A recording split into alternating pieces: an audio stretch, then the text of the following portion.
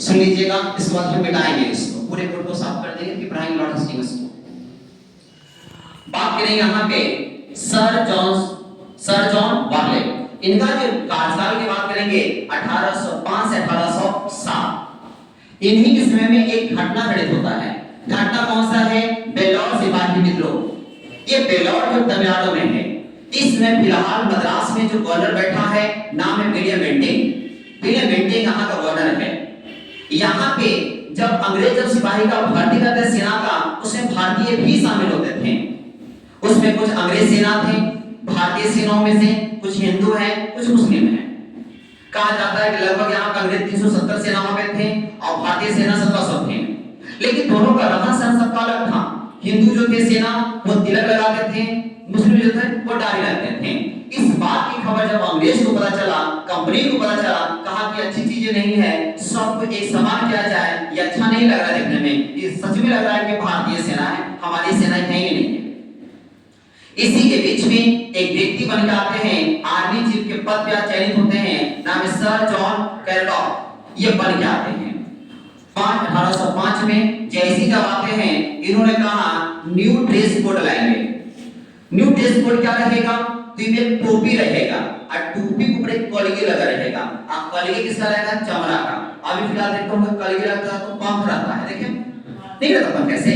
अरे एनसीसी करता है या पेड़ वगैरह पे कैसे, बस कोई चीज है। उस समय कलगी लगा था जो चमड़ा का था। ये चमड़ा विवादित हो गया। किसी का कहना था कि गाय का है, किसी का कहना है कि सूअर का है। गाय का सोच रहा है हिंदू विरोध कर रहा है, सूअर का बोल रहा है मुस्लिम विरोध कर रहा है। ये विरोध का खड़ी था यहाँ पे। इसी के बीच में इसका विरोध कर दिया 21 लोगों ने। जब विरोध किया 21 लोगों ने, तब यहाँ पे 21 को पकड़ लिया जाता है। उसमें से 19 लोग माफी मांगते हैं, फिर भी 500 पूरा पड़ता है। 2 लोग माफी नहीं मांगते हैं। तो 2 व्यक्तियों का नाम सुनेगा, शेख अब्दुल रहमान और आनंद रामन जो है यहाँ पे विरोध कर देते हैं। तो अभी इनको 900 पूरा मारा जाता है, ये फिर सुधर जाते हैं, कहते हैं ठीक है आपकी का सब सही है। लेकिन लड़ाई यहीं पे संत नहीं हुआ है, धीरे धीरे आग फैल रही है। टीपू सुल्तान का जब 1799 में जब मृत्यु होता है तो इसके जितने भी परिवार होते हैं सबको बेलौर के किला भेजा जाता है। क्यों? ताकि ये लोग मैसूर में रह के विरोध ना करें।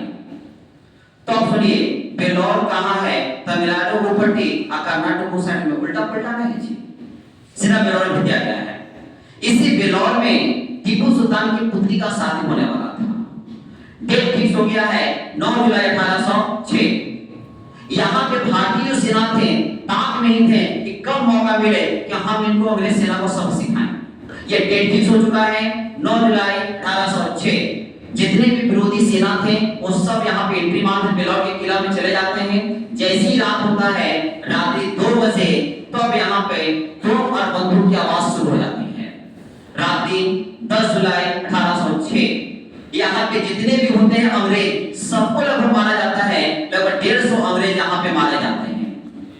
लेकिन इसी में से एक व्यक्ति बच के निकल जाता है और जाकर विलियम बेंटिंग को सूचना दे देता है। मद्रास का जो गवर्नर है वो बाहरी सेना भेज देता है। कहा जाता है कि लगभग 9 बजते सुबह यहाँ पे अंग्रेजी सेना का प्रवेश हो चुका है। सुबह 9 बजते 2 बजे से लेके इतना बजे तक, 9 बजे पहले सब भारतीय सेना ऊपर कम है, लेकिन 9 बजे के बाद यहाँ पे सेना प्रवेश करता है अंग्रेज सेना।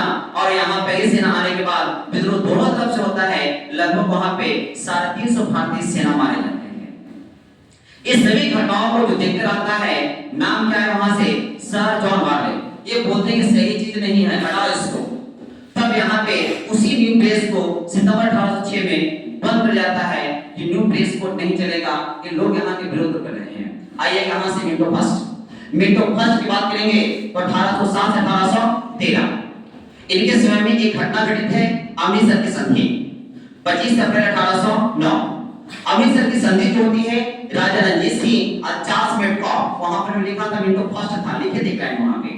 चलेंगे इसमें शर्तें हमने बोला था कि सतलज नदी को सीमा माना गया और कहा कि आप अपने एरिया का विस्तार करना चाहते हैं तो सिर्फ उत्तर में और पश्चिम एरिया का विस्तार कर सकते हैं, और नीचे पूरा पश्चिम आप नहीं जा सकते हैं। पश्चिम में पूरा दक्षिण में जा सकते हैं। इस तरह से मिंटो फर्स्ट भी समाप्त होता है। नेक्स्ट पढ़ेंगे लॉर्ड हेस्टिंग्स, इसको मिटाएंगे, आपको दिक्कत